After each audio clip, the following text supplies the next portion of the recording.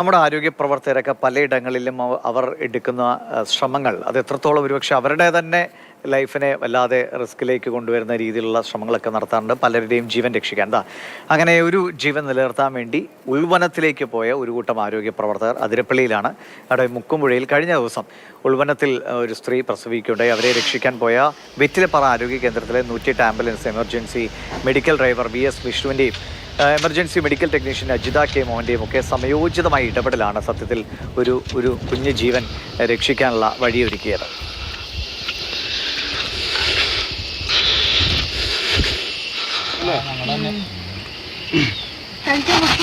കഴിക്കാൻ ചോറ് കഞ്ഞി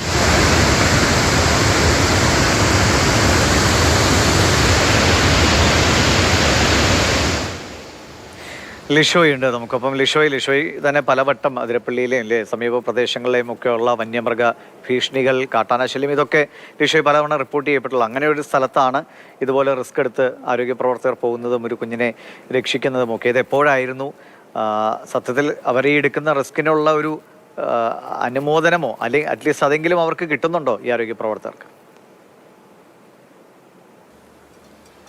ആ ദൃശ്യങ്ങളിൽ നിന്ന് തന്നെ വ്യക്തമാണ് എത്രത്തോളം പ്രതിസന്ധികൾ നേരിട്ടുകൊണ്ടാണ് ഓരോ ജീവനും രക്ഷിക്കാനായി ഈ വെറ്റിലപ്പാറ ആരോഗ്യ കേന്ദ്രത്തിലെ ആരോഗ്യവകുപ്പ് ഉദ്യോഗസ്ഥരും അതുപോലെ തന്നെ അവിടുത്തെ ജീവനക്കാരും എല്ലാം തന്നെ വനത്തിനുള്ളിലേക്ക് പോകുന്നതെന്ന്.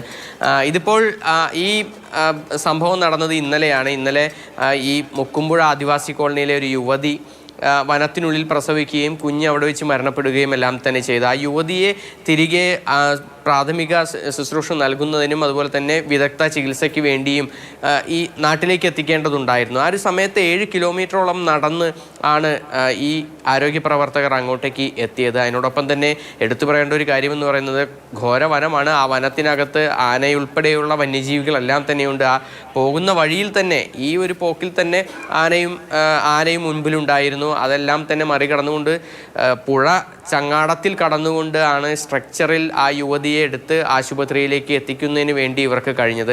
ഇത് ഇവിടുത്തെ ഒരു സ്ഥിരം കാര്യം തന്നെയാണ്. അതായത് വനത്തിനുള്ളിൽ ആദിവാസികൾക്ക് എന്തെങ്കിലും സംഭവിച്ചു കഴിഞ്ഞാൽ ഇവിടെ നിന്നുള്ള ആരോഗ്യ പ്രവർത്തകരും 108 ആംബുലൻസിൻ്റെ ഡ്രൈവർമാരും ഉൾപ്പെടെയുള്ള അതിലുള്ള ഉദ്യോഗസ്ഥരുമാണ് ഇത്തരത്തിൽ ഈ ആദിവാസികൾക്ക് വേണ്ടി അവരെ ആശുപത്രിയിലേക്ക് എത്തിക്കുന്നതിന് വേണ്ടി എത്തുന്നത്. അവർക്ക് ഈ ആരോഗ്യ പ്രവർത്തകരുടെ കൂടെ സ്വാഭാവികമായും വനംവകുപ്പ് ഉദ്യോഗസ്ഥരും അവിടുത്തെ ഉരുനിവാസികളും എല്ലാം തന്നെ ഉണ്ടാകും. പക്ഷേ വനംവകുപ്പ് ഉദ്യോഗസ്ഥരെ സംബന്ധിച്ചിടത്തോളം കാട് അവർക്കൊരു പ്രശ്നമുള്ള കാര്യമല്ല, അല്ലെങ്കിൽ അവരെ ഭയപ്പെടുത്തുന്നോ പ്രതിസന്ധി ഉണ്ടാക്കുന്നോ ഉള്ള ഒരു കാര്യമൊന്നുമല്ല. കാരണം അത് ആ മേഖലയിൽ തന്നെയാണ് അവർ സ്ഥിരമായി ഉള്ളത്.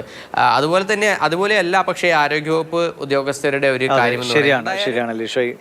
ആരോഗ്യവകുപ്പ് പ്രവർത്തകർ എന്ന് വെച്ചാൽ അവർ മറ്റു തലത്തിൽ ജോലി എടുക്കുന്നവരാണ്. എന്തായാലും ഇത്തരം റിസ്ക് എടുക്കുമ്പോൾ അവരും വലിയൊരു ശ്രമമാണ് നടത്തുന്നത്. അതിന് വേണ്ട രീതിയിലുള്ള ഒരു പരിഗണനയും അറ്റ്ലീസ്റ്റ് ഒരു അനുമോദനമൊക്കെ വകുപ്പിൻ്റെ ഭാഗത്തു നിന്നൊക്കെ കിട്ടട്ടെ. എന്തായാലും അവർക്കും ആശംസകൾ. ശരി ലിഷോയ്, കാണാം.